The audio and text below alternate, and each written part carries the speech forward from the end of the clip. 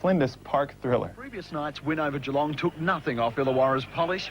They quickly found a break through the dynamic work of Melvin Thomas. And immediately Melbourne's chances of an 8th straight win over the Hawks at home were looking shaky.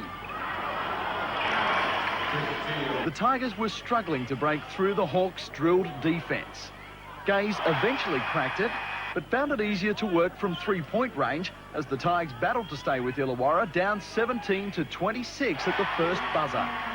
The second term saw the Tigers on the tear, with Dave Simmons leading the charge on his way to a sensational 12-point term against the tight defence.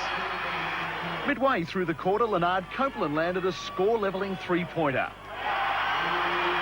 Mark Bradke, who'd so far had over 15 defensive rebounds, was now working at the other end, driving the Tigers to a 44-37 half-time lead. But the Hawks weren't letting this one out of their clutches. A fiery third-term opening put them back within a point just a few minutes in. Melbourne blasted back through the might of Simmons, but even with great defence of their own, the Tigers were failing to hold back Illawarra's attack, with Chuck Hummerson putting 12 points through the hoop for the term.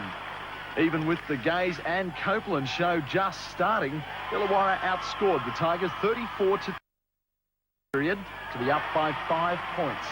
With Illawarra poised to nail the lid on the Tigers for the second time this year, Melbourne needed those big scorers to pull out another great comeback, and Copeland answered the call. Melvin Thomas replied for Illawarra as the scoreline teetered back the Hawks' way. With every tick of the clock, Illawarra nudged their advantage up.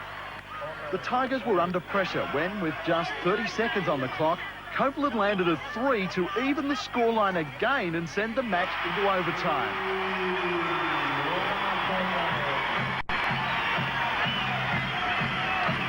And extra time was all the Tigers needed to assert their dominance.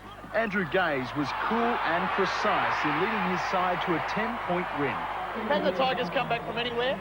Well, we're certainly trying to prove that from anywhere, really, because, you know, I think that's a very encouraging sign with the team, with the character of the players and the personnel that we got. It's a never-say-die attitude, and no matter how adverse the situation seems to be, we find a way to get out of it. Now, mate, how's the baby going? Melinda all right? Yeah, well, that close game might have set something off, so I better run off and check it out.